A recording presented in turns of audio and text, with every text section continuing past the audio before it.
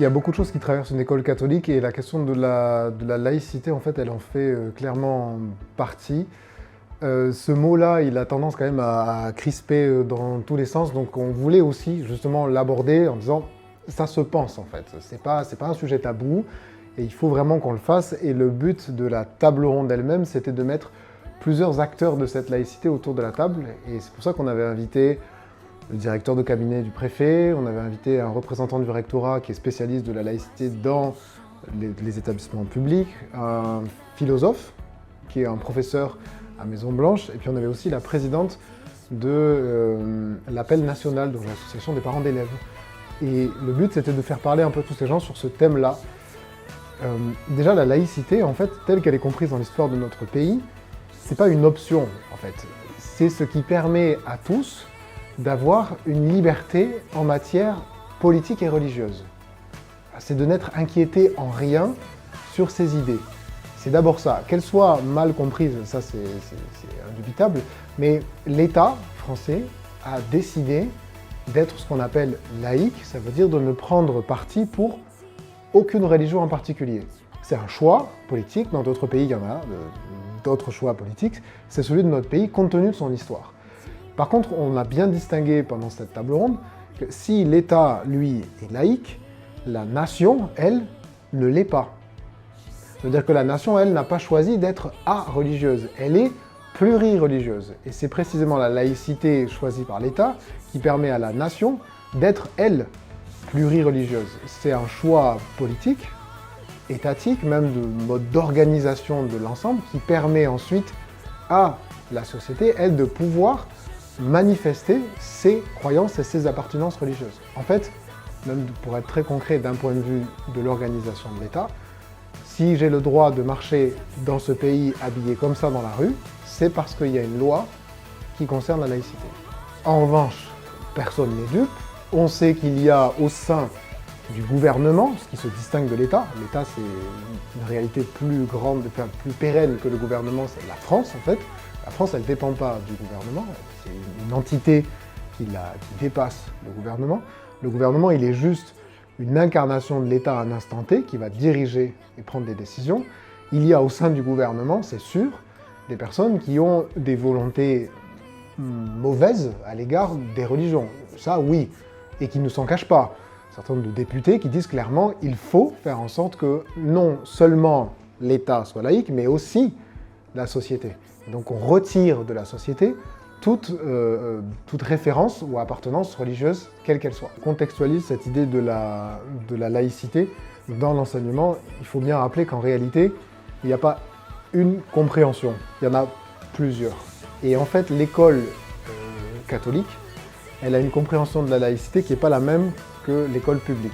Les écoles catholiques, c'est ce qu'on appelle du coup du privé sous contrat.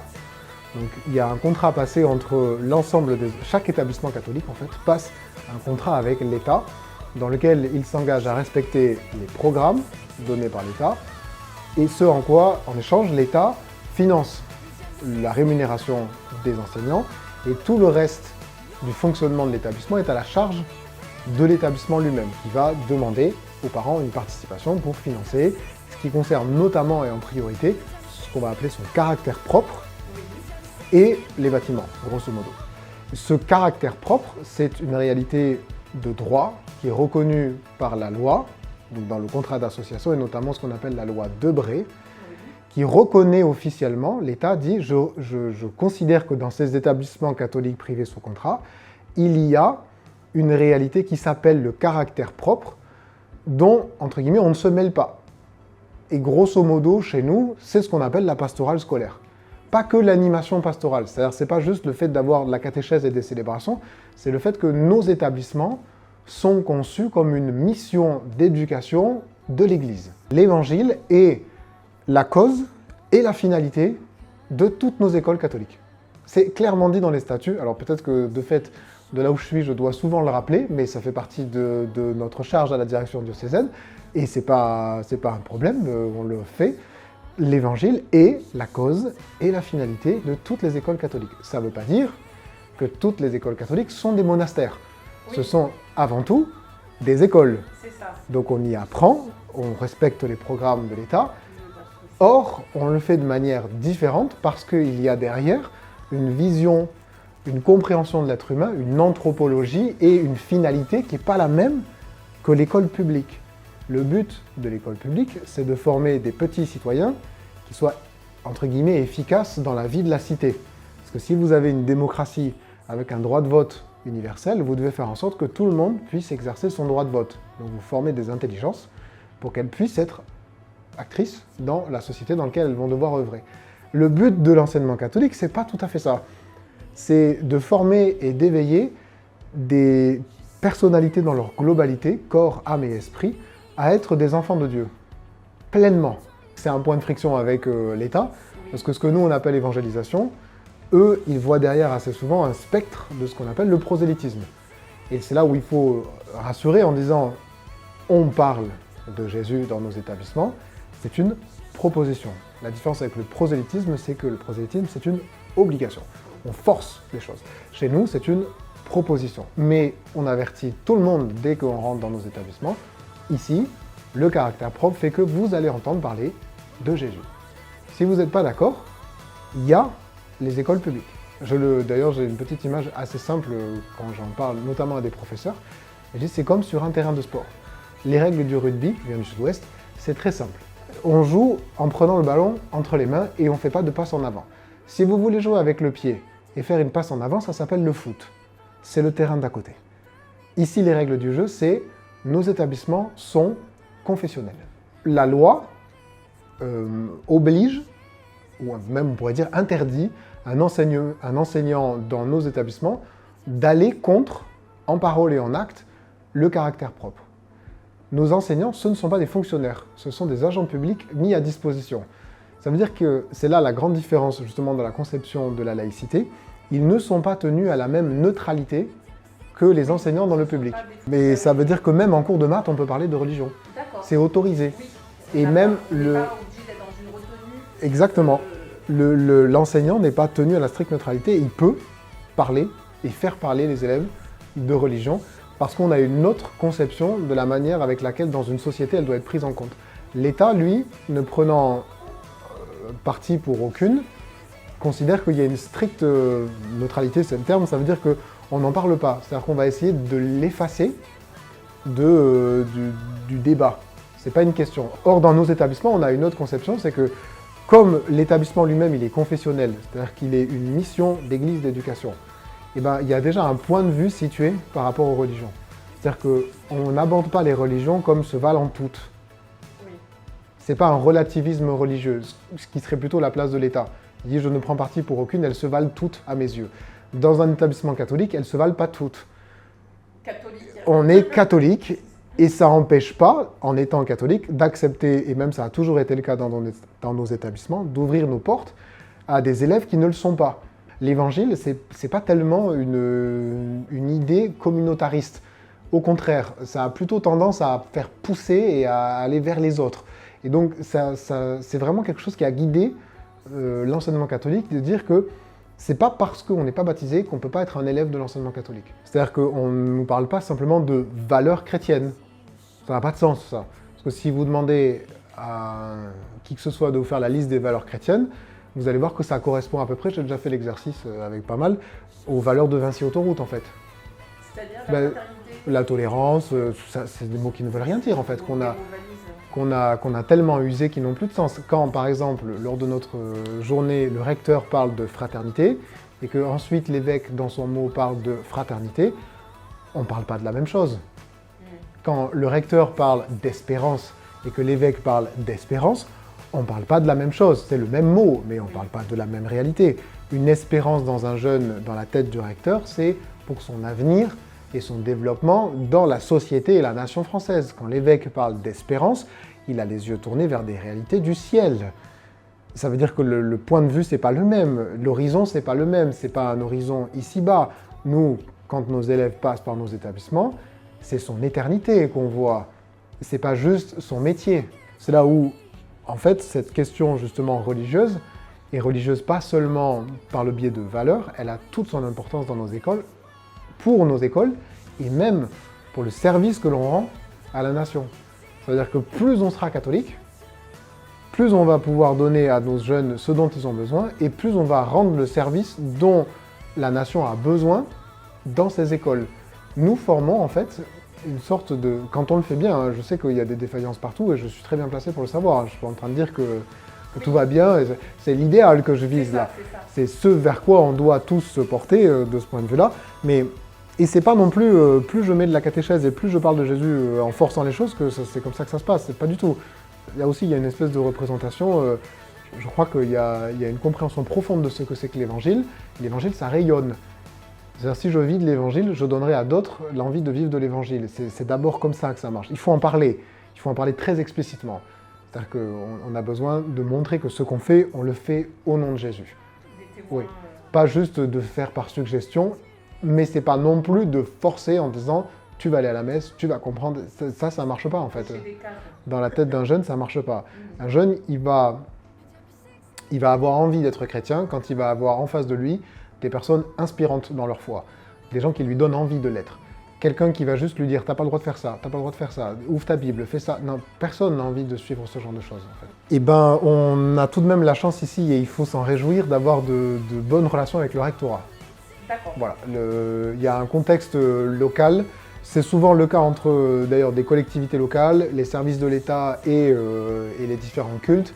Il y a quand même par rapport à la métropole, il faut le dire, une certaine souplesse. On n'est pas tellement figé, ce qu'on appelle des laïcards, donc des très anti-religieux. Il y en a comme partout, mais ce n'est pas à La Réunion qu'il y a la plus grande concentration. Et on a un recteur qui fait preuve de grande intelligence, et donc on a plutôt des bons rapports. Justement, les relations qu'on a eues pour organiser cette table ronde du 5 ont été extrêmement cordiales, et les échanges qui ont eu lieu étaient vraiment de qualité, parce qu'on avait ces représentants de la laïcité du rectorat qui étaient des personnes vraiment intelligentes et très bien formées sur le sujet. On n'était pas d'accord sur tout, et c'est très bien qu'on ne le soit pas, parce que sinon ça voudrait dire qu'on est quasiment la même chose, donc on a eu certains désaccords, mais c'était fait dans une recherche justement pas du tout idéologique, et très bienveillante et intelligente. Et ça, c'est un vrai atout de La Réunion, c'est ces bonnes relations avec le rectorat. Il y a de plus, la constitution même de la société réunionnaise fait que cette pluralité religieuse, elle est beaucoup plus visible. On parle beaucoup de religion à La Réunion, c'est quelque chose de normal. On voit beaucoup plus les religions dans la rue aussi. On peut croiser sans que ça pose de problème particulier. On peut croiser des processions, on peut croiser des signes religieux, on sait tout de suite qui appartient à quelle religion, etc. Et ça crée, on le sait, une sorte de société plurireligieuse qui connaît ses difficultés aussi. C'est pas aussi simple que ça en a l'air, mais en tout cas, ça fonctionne, et ça fonctionne plutôt bien. Et c'est une vraie richesse, parce que dans les établissements catholiques, il y a aussi, c'est un lieu, les écoles, c'est un miroir de la société, hein. Il n'y a pas de distance entre les deux, c'est un miroir de la société, complètement.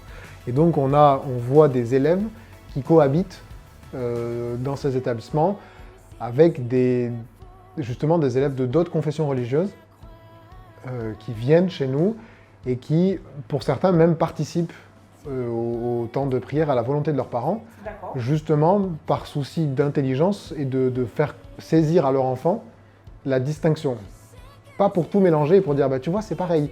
C'est très rare, justement, par exemple, très concrètement, dans des familles de musulmans, c'est très rare qu'on leur tienne un discours, justement, relativiste en disant, bah, tu vois, Jésus, ils l'ont aussi, c'est le même Dieu, etc. Non, non, c'est plutôt, écoute bien ce qu'ils disent à l'école, et nous, à la maison, on débriefe. Ah oui. Et on te remet dans le contexte, on t'explique, on te remet le Coran, etc. Et on te montre bien la différence. On a beaucoup d'élèves comme ça, où à la maison, on leur fait comprendre la différence entre les deux, puisqu'ils reviennent avec leurs questions. Certains même reviennent avec des chansons qu'ils ont apprises, qu'ils ont entendues, etc. Et les parents débriefent ensuite, mais parce qu'ils connaissent les règles du jeu. En étant responsable de la pastorale dans les établissements, je me rends compte de plus en plus, les établissements sont des lieux d'évangélisation. Et on a des demandes de baptême chaque année dans des collèges. Dans tous les collèges de l'île, pratiquement, on a des demandes de baptême. Et c'est difficile de dire à ces personnes d'aller vers leur paroisse. Parce qu'en fait, c'est à l'école qu'ils ont rencontré le Christ. C'est à l'école, par le biais de leurs amis, de leurs cours, etc., de certaines propositions et personnalités présentes dans l'école, qu'ils ont compris et acquiescer à ce message de l'évangile. Et donc il y a aussi une logique que ça se fasse au sein de l'école. Parce que c'est en fait, il faut après ramener vers des paroisses pour avoir une pratique plus régulière.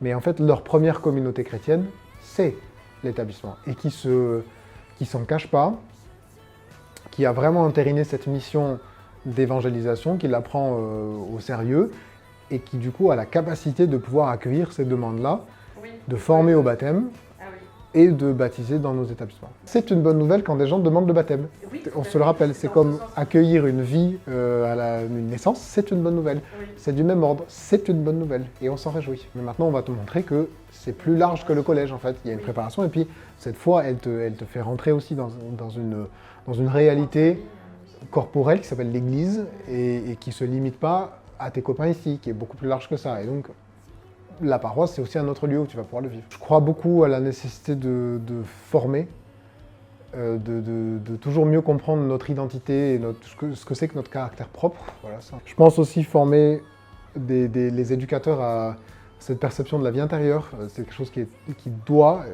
c'est vraiment d'ailleurs c'est un des axes que demande le pape Léon, de développer une vie intérieure pour les éducateurs et qu'ils puissent d'ailleurs la transmettre aux enfants.